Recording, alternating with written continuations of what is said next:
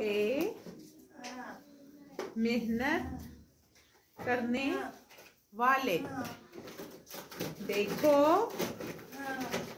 किसान खेतों में काम कर रहे हैं। वो सुबह सवेरे सवेरे खेतों में पहुंच जाते हैं।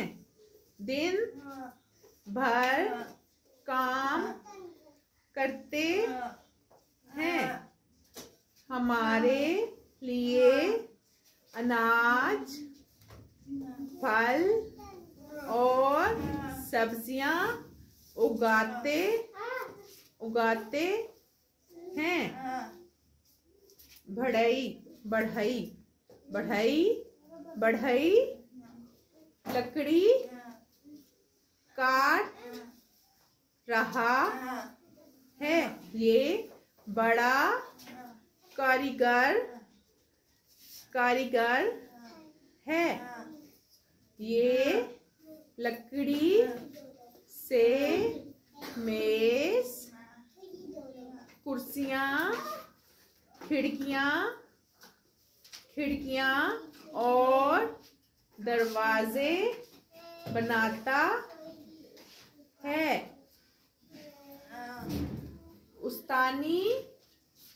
उस्तानी जी बच्चों को पढ़ा रही हैं। बच्चे शौक से उनकी बातें सुन रहे हैं। वो उन्हें